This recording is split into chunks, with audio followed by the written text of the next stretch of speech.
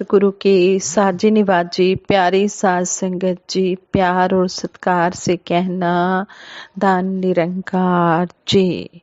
ये प्रीत का मिशन है, ये प्यार का मिशन है, आदर सभी को देता सत्कार का मिशन है।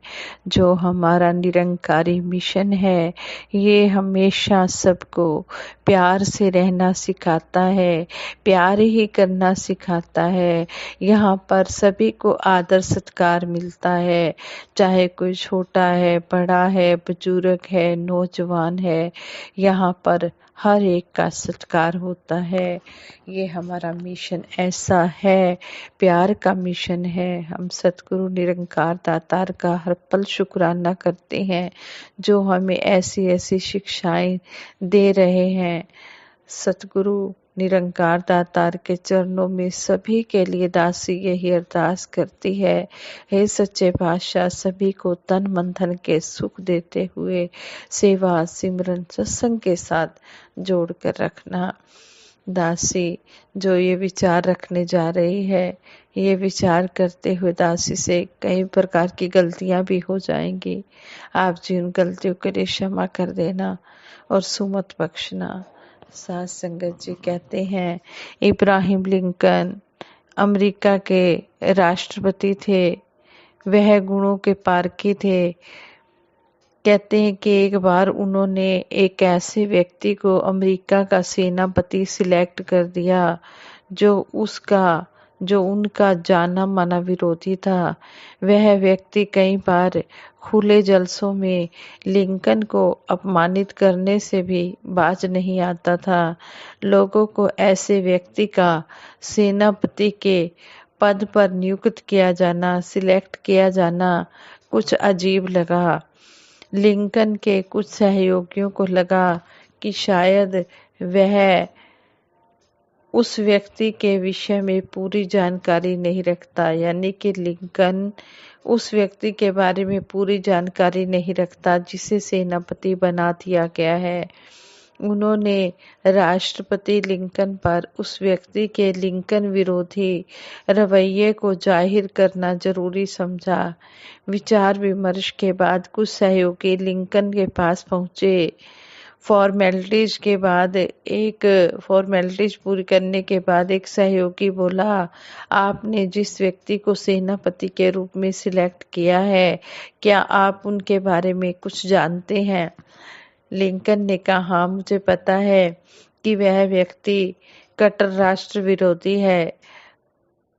कहते हैं कि युद्ध की आधुनिक शैली की भी उसे अच्छी जानकारी है।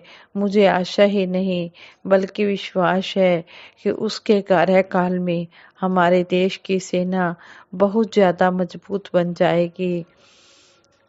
लेकिन आगे से फिर कहा गया कि लिंकन को कहा गया कि शायद आप यह नहीं जानते कि वह व्यक्ति आपका विरोधी है। वह कई मीटिंग्स में आपके विचारों में असहमति प्रकट कर चुका है। कुछ मीटिंग्स में तो उसने आपका अपमान भी किया है। उस सहयोगी की बात सुनकर लिंकन मुस्कुरा दिया, फिर बोला, हाँ मैं जानता हूँ कि वह व्यक्ति मेरा विरोधी है, लेकिन क्या तुम इस बात से इनकार कर सकते हो कि वह पक्का देशभक्त और निपुण प्रशंसक भी है, प्रशासक भी है। सभी सहयोगी लिंकन की देशभक्ति और ऐसी बातें सुनकर हैरान हो गए। सभी ने लिंकन की इस बात से सहमति प्रकट की।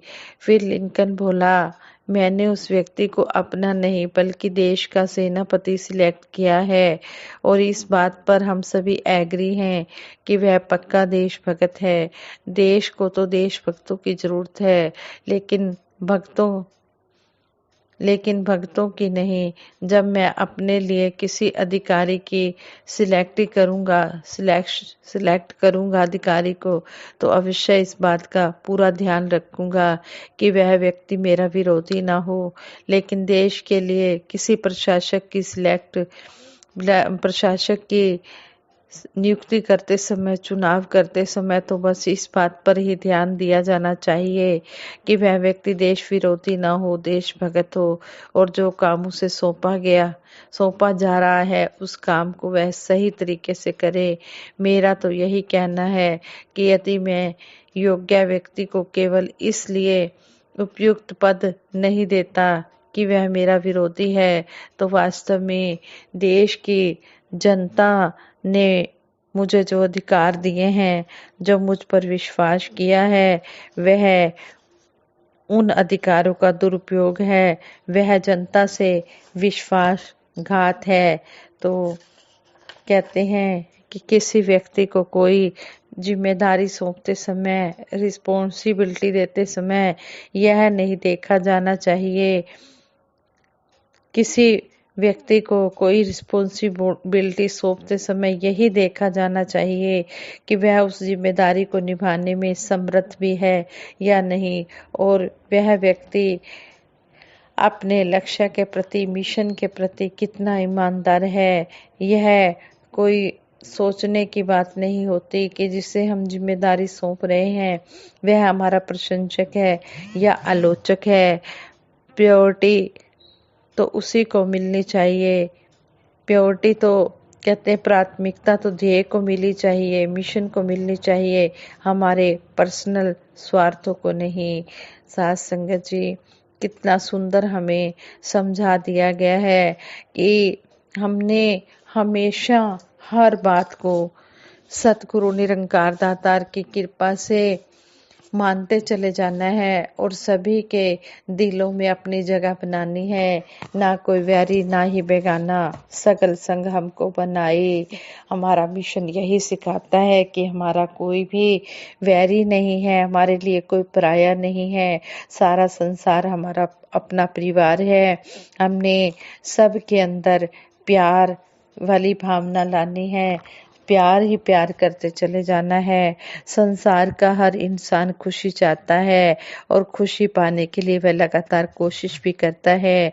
सतगुरु माता सुदीक्षा जी महाराज हमेशा अपने विचारों द्वारा हमें समझाते हैं कि हम सभी जन्म तो एक बच्चे के रूप में ही लेते हैं, लेकिन आयु के बढ़ने के साथ साथ किसी न किसी तरह अपने आनंद की स्थिति को बनाए रखने के लिए लगातार संघर्ष करते हैं। जीवन में खुशियां पाने के लिए हम कोशिश करते हैं।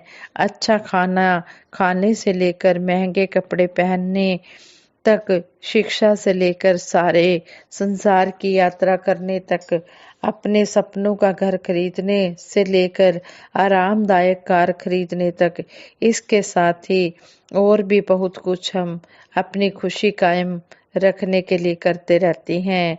खुशी फिर भी कभी हाथ न आने वाली एक इच्छा ही बनी रहती है, महत्वाकांक्षा ही बनी रहती है।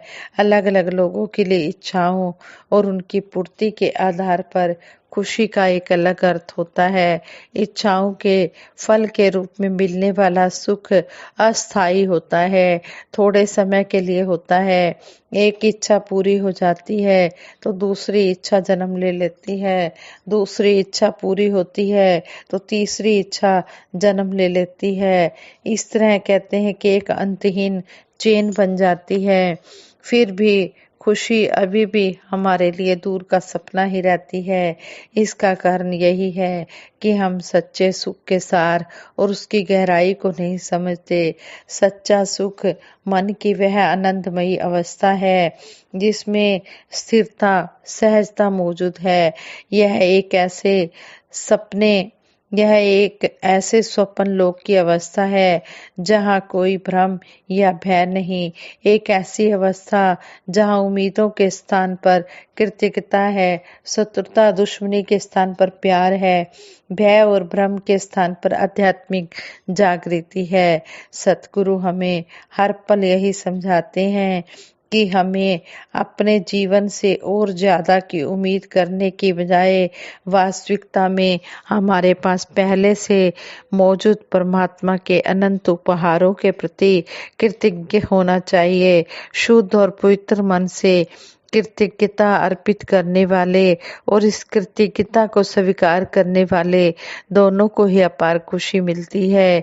एक साधारण सा धन्यवाद शब्द किसी स्थिति या रिश्ते को पूरी तरह से बदल देने की क्षमता रखता है। निस्वार्थ भाव से की गई मानव सेवा कहते हैं कि इसी बात का परिणाम है।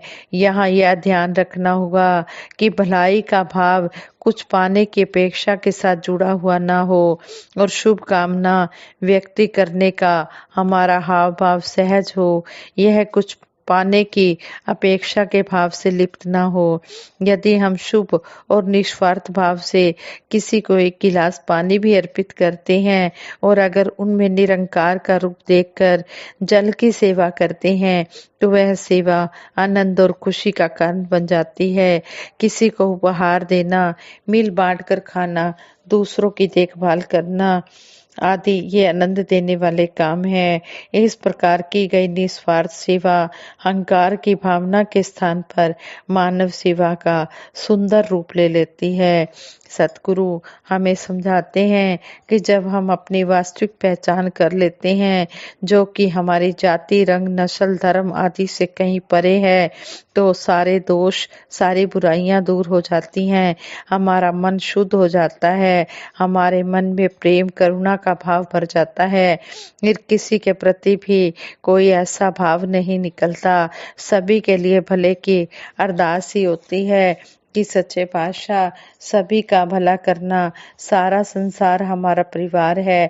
ज्ञान, ब्रह्म ज्ञान लेने के बाद फिर हमें समझ आ जाती है जब हमारे मन की नैया जीवन रूपी महासागर में डगमगाती है तो सत्य से जोड़कर उसे स्थिरता प्रदान की जाती है और यही स्थिरता ही खुशी का रूप बन जाती है। लोभ और स्वार्थ तो केवल हमें थोड़ा सा ही सुख दे सकते हैं, लेकिन जो ये परमपिता परमात्मा के साथ जुड़कर हमें स्थायी रहने वाला आनंद मिलता है, यह कहीं और से नहीं, यह सिर्फ सतगुरु के चरणों में आकर मिलता है। सतगुरु हमें ब्रह्म ज्ञान से जोड़कर जीवन जीने का सही रास्ता दिखाते हैं। आइए हम सतगुरु के चरणों में यही अरदास करें कि है सच्चे पातशाह, जिस तरह आप जी ने हमें इस विशाल प्रभु परमात्मा के साथ जोड़कर हमें विशाल बनाया है, इसी तरह हमें अपने चरणों से जोड़े रखना और ये जो हमारा मन है, जो हमारे कर्म है, ये हमेशा विशाल बने रहें। हमारी सोच विशाल के साथ जुड़कर विशाल बन जाए और हमारे मन में हर एक के लिए भले की भावना हो, भले की कामना हो। हम हमेशा सतगुरु के चरणों में जुड़कर सभी के लिए यही भले की अरदास ही करते रहें और प्रेमा, भक्ति, दया, करुणा, सहनशीलता मन में लाएं और सभी के लिए यही अरदास करें। सबका भला करो करतार, मेरी मांग है ये दातार। हे समर्थ परमात्मा, हे निर्गुण निरंकार, तू करता है जगत का, तू सबका आधार, तू ही सबका सब कुछ करने वाला है, तू ही करता है, तू ही सबके जीवन का आधार है। मेरा मुझ में कुछ नहीं, जो कुछ है सो तेरा, तेरा तुझको सौंप दे, क्या लागे है मेरा। सब कुछ आप जी का है, तन मन धन ये आप जी ने हमें उपयोग करने के लिए दिया है। हम आप जी की अमानत समझकर इसका उपयोग करते चले जाएं और आशीर्वादों के पात्र बनते चले जाएं। साथ संगत जी प्रेम से कहना, धन निरंकार जी।